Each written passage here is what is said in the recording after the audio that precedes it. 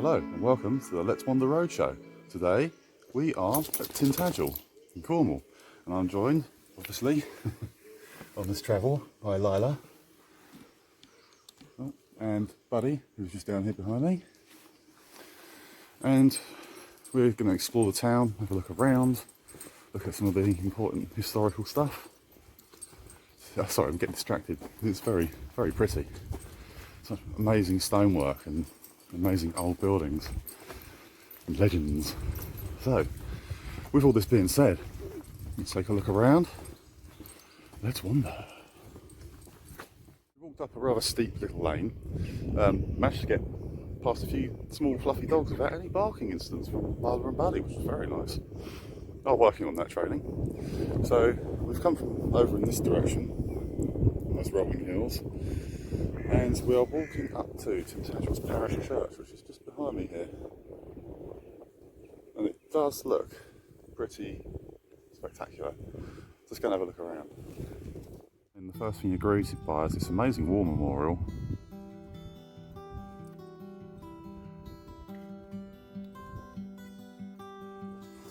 And then over here,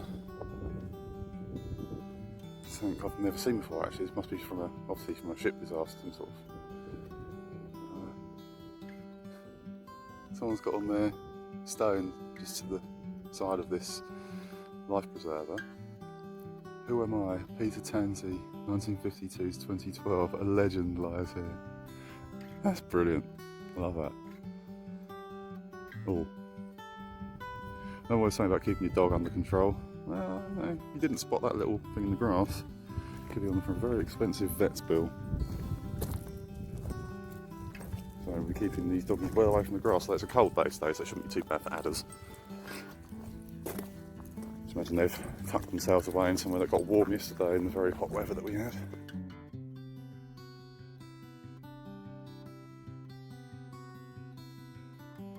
The earliest recorded vicar at St Matrianas was Gervase de Churu, I hope I pronounced that right, and he was there between 1259 and 1276.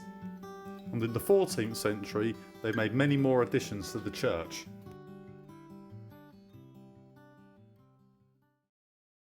Over there in the distance, that's Camelot, but we won't be visiting there. It's a silly place. The history of Tintagel begins with the Romans. They were the first people to build a defensive structure there. After they left, the Celts then moved in. The Celts named the place Dumnonia, and they had many dealings with the Mediterranean. In fact, it was a very, very popular port to be trading with the Mediterranean in this country at that time. It was Geoffrey Monmouth who wrote a book, The Kings of Britain, 1135, who spoke about Galois of Cornwall and Jugurtha. Jugurtha was Galois' wife, and she was much desired by Uther Pendragon, who was kind of like the quagmire of the Dark Ages. And as he couldn't get into the castle in his form as himself, he got Merlin to disguise him as Galois. He then got into the castle and had his way with Jugurtha, by which Arthur was supposedly conceived.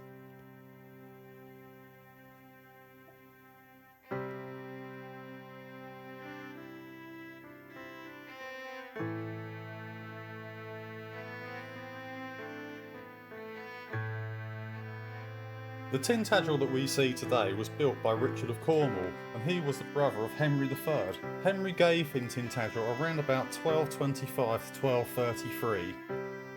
And while what we see may be based in romantic legend, it is not actually a defensive structure. It's mainly made out of slate and the walls are very, very thin.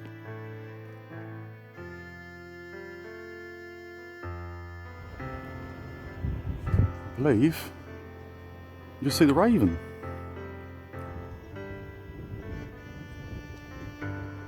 Definitely a raven. Just heard the noises it's making. Amazing.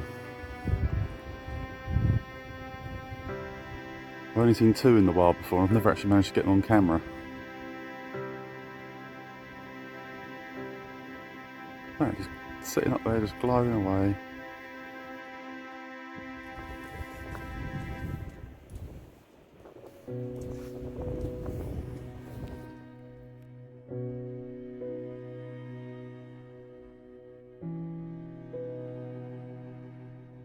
that takes us to the end of our wander around Tintagel. Hope you liked it. Hope you'll like, share, subscribe, leave a comment. And it has been an amazing place to come and visit. I'm not really sure where we're going to next. I was thinking of going to Linton, the Valley of the Rocks, and then from there pushing on to Glastonbury for our last stop of the trip. So, from me, Chris,